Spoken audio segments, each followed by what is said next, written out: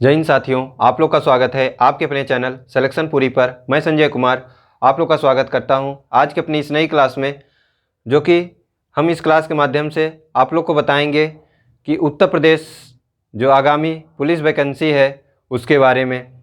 अगर आज की क्लास में हमारे द्वारा दी गई इन्फॉर्मेशन आप लोग को अच्छी लगे तो आप लोग इस चैनल को सब्सक्राइब करें तथा इस क्लास को जो है लाइक करें और अपने मित्रों को भी शेयर करें।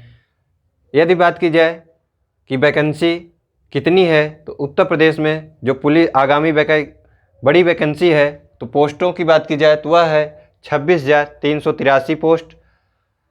इसका भी टेंडर जारी हुआ है कि इसको कौन परीक्षा कराएगा और कौन एजेंसी के लिए जो है टेंडर जारी किया गया है, लेकिन अभी कोई एजेंसी मिली नहीं है। इसलिए जो है पहले 28 तारीख तक था, 28 जनवरी तक, किंतु फिर इसको 10 फरवरी तक किया गया। अब इसे बढ़ाकर 16 फरवरी तक कर दिया गया है कि कौन टेंडर लेगा। बात की जाए कि कब से फॉर्म प्रारंभ हो सकता है, तो यह जो है अब फिक्स है कि चुनाव के बाद ही जो है फॉर्म शुरू होगा।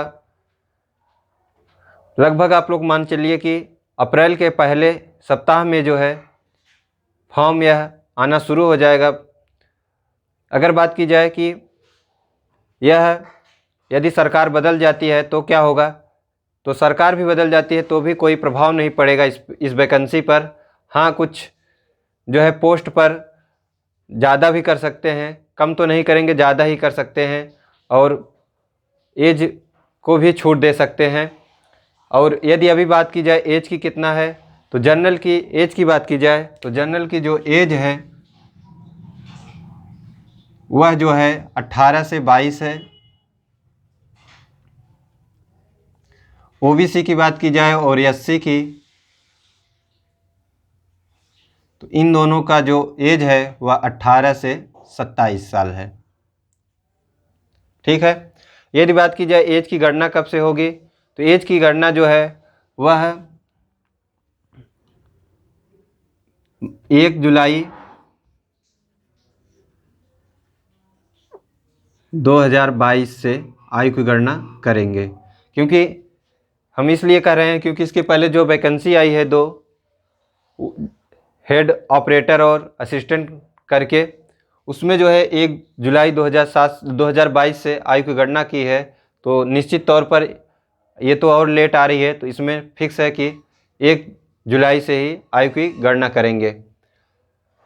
अगर बात की जाए कि इसका एग्ज़ाम कब होगा, अगर अप्रैल में वैकेंसी आ जाती है तो इसका एग्ज़ाम जो है वह मान के चलिए कि 15 जुलाई के बाद आप लोग का एग्ज़ाम होगा।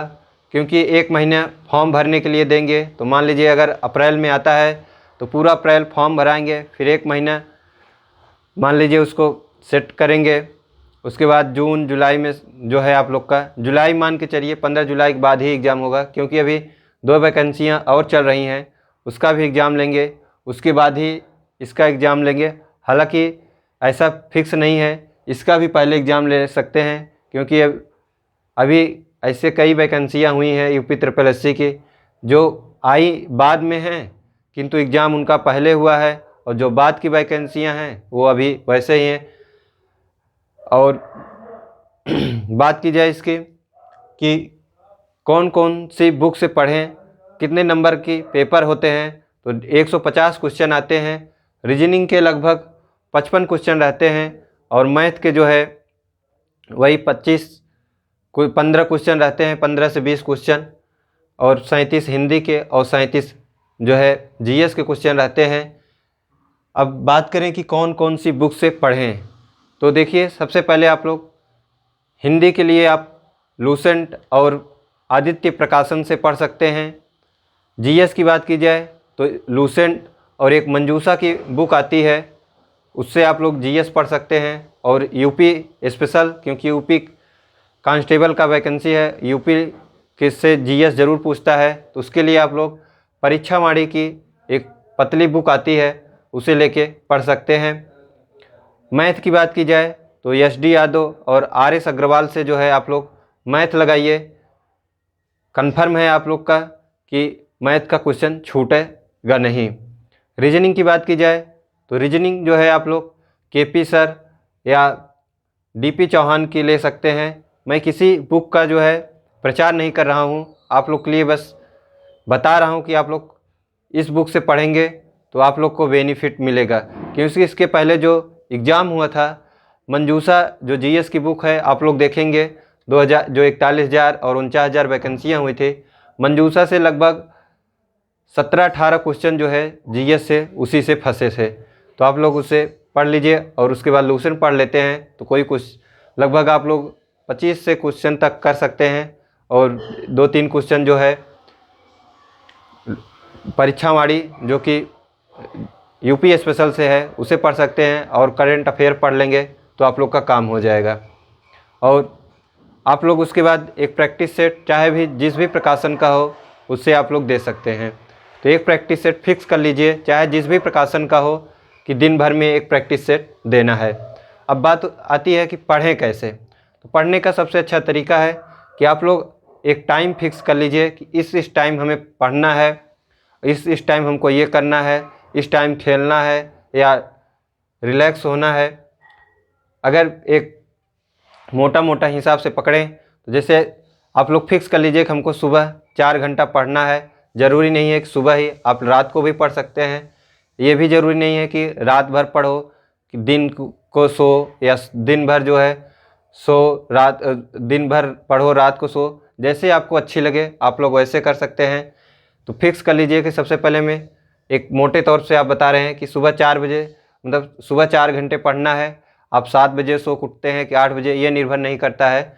आपको बस उठने के बाद आप क्या करते हैं ये निर्भर करता है। निर्भर ये नहीं करता कि आप कितने देर सो रहे हैं, निर्भर ये करता है कि आप जब जग रहे हैं तो क्या कर रहे हैं। तो एक आप लोग जैसे कितना सोते होंगे, बहुत ज़्यादा सोते होंगे, 8 घंटे 9 घंटे, और बाकी आपके पास जो है 12 घंटे 14 घंटे तो बचते हैं। तो आप लोग उसमें क्या करते हैं ये निर्भर करता है। बात करें पढ़ेंगे कैसे, तो सुबह एक फिक्स कर लीजिए कि 4 घंटे हमको पढ़ना है। तो अब बीच में थोड़ा नाश्ता पानी तो चलता रहेगा, पानी या फ्रेश होते रहेंगे। तो 4 घंटे मोटे मोटे तौर पर सुबह पढ़ना है। फिर उसके बाद अगर आप कहीं बाहर रहते हैं तो आप लोग को खाना भी बनाना रहता है, या अगर आप घर पे हैं तो कुछ देर रिलैक्स चाहिए। तो 1 घंटे जो है आप लोग अगर बाहर रहते हैं तो खाना पीना बनाएंगे, खाएंगे 1 घंटे सवा घंटे। फिर उसके बाद आप लोग 1 घंटे जो है सो सकते हैं, 1 घंटे 50 मिनट जो है सो सकते हैं। अगर उस टाइम आप 40 से 50 मिनट के बीच में सो के उठ जाते हैं तो आप समझ लीजिए कि बहुत अच्छी दिशा में जा रहे हैं, क्योंकि आप उतनी समय में आपके शरीर को थकावट भी दूर हो जाएगी और एक नए जोश से आप लोग पढ़ना भी शुरू कर देंगे। उसके बाद फिर उठिए, कुछ नाश्ता पानी करके फिर आप पढ़ें, 4 घंटे फिर पढ़िए आप लोग। उसके बाद फिर शाम हो जाए, आप लोग अगर बाहर जाते हैं तो बाहर निकलिए कुछ देर, फिर आइए रूम पे, फिर जो है पढ़ें 1-2 घंटे 3 घंटे जो भी आपको समय मिलता है। अब बात करते हैं कि कैसे किस सब्जेक्ट को पढ़ें। तो सब्जेक्ट को पढ़ने का तरीका है कि आप लोग सुबह या शाम जो सब्जेक्ट पढ़ें उसको फिक्स कर लें रेगुलर, कि हमको एक जैसे जीएस है तो जीएस फिक्स कर लें कि हमको 2 घंटे पढ़ना है। कब पढ़ना है, 2 घंटे सवा 2 घंटे। अब जैसे जो टॉपिक पढ़ रहे हैं उसको छोड़ के उठेंगे नहीं, तो उसको टॉपिक ख़त्म करके ही उठें। तो 2 घंटे 2.5 घंटे जो भी मिलता है आप लोग जीएस पढ़ें। फिर वही 2 घंटे हिंदी पढ़ें, 2 घंटे 2.5 घंटे जो है रीजनिंग पढ़ें, क्योंकि रीजनिंग का पोर्शन ज़्यादा है और पूछता भी ज़्यादा है तो उसे पढ़ें। फिर 1-1.5 घंटे जो है मैथ पढ़ें। उसके बाद आप लोग को और समय मिलता है 8 घंटे, अगर मान लीजिए ऐसे मोटे मोटे हो गए तो 1-1.5 घंटे आप उस विषय पे अपना फोकस कर सकते हैं जो आपको अंदर से लगता है कि मेरा ये वीक पॉइंट है, आप उस पर ध्यान दे सकते हैं। उसके पश्चात आप 1-2 घंटे जो है, लगभग 2 घंटे का पेपर होता है, तो 2 घंटे का आप लोग एक टाइम मैनेज कर लीजिए कि 2 घंटे में हमको एक टेस्ट देना है। अगर आप इस रणनीति से पढ़ते हैं तो आप लोग को जो है बहुत फ़ायदा होगा और एग्ज़ाम जो है निश्चित तौर पे आप लोग क्वालिफाइड करेंगे।